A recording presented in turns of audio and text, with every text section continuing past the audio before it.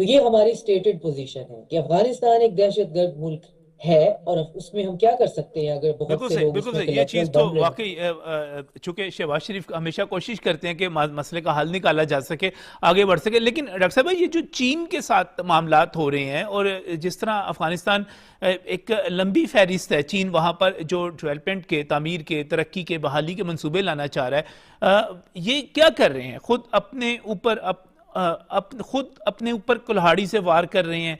ये किस किस्म की हिकमत अमली है इनकी? देखिए, चीन जो है वो अफगानिस्तान में इन्वेस्टमेंट करे, हम भी किसी टाइम पे इसके बहुत बड़े एडवोकेट थे। हम भी कहते थे कि अफगानिस्तान के लोगों की इकोनॉमी ठीक होगी, एक इकोनॉमिक मॉडल होगा तो सुकून हो जाएगा। वो फिर ये जो टेररिज्म की इकोनॉमी है इससे बाहर हट जाएंगे। लेकिन हम गलत साबित हुए, और फिर उसमें चाइना जो है उसने इन्वेस्टमेंट की। वो इन्वेस्टमेंट इस पूरे रीजन में करना चाहता है। वो और वो इस चीज के बारे में नहीं है कि जी यहाँ इन्वेस्टमेंट करनी है या वहां नहीं करनी है।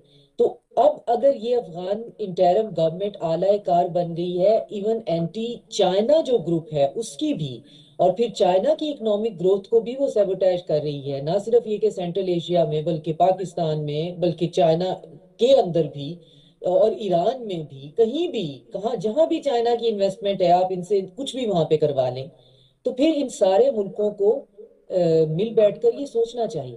रिसेंटली जो सेंट्रल एशियन कंट्रीज में तिरमेज डायलॉग एक हुआ है, जिसमें दोबारा से अफगानिस्तान की सनती तरक्की की बात हो रही है।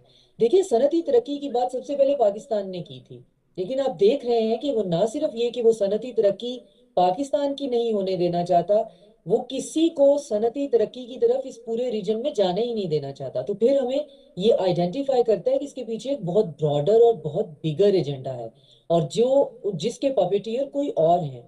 तो वो जो बिगर और ब्रॉडर एजेंडा है उसके लिए हमें सब सॉवरन रीजन की सॉवरन कंट्रीज को मिल बैठकर इसके बारे में कोई फैसला करना पड़ेगा, जिसमें सबसे पहला काम ये है कि ये जो एक इंटरिम गवर्नमेंट है, क्या इसने अब अगले कितने जो है वो जमानों तक इंटरिम गवर्नमेंट ही रहना है और यहाँ पे कोई गवर्नमेंट का सेटअप नहीं आना?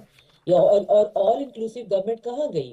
अब रिसेंटली आप देखें कि ये इतने इनडिग्निफाइड लोग हैं, मैं मुझे समझ नहीं आ रहा और कौन सा इनके लिए एडजेक्टिव यूज किया जा सकता है, कि ईरान पे अटैक के लिए मेरी इंफॉर्मेशन है, कहीं से मैंने पढ़ा कि इन्होंने कहा कि जिस बागराम एयरबेस के लिए ये कहते थे कि जी हम आंखें निकाल लेंगे अगर किसी ने कहा, तो ये खुद ट्रंप को ऑफर करते फिर रहे थे कि आप हमें आप ले लें हमसे और ईरान पे अटैक कर लें।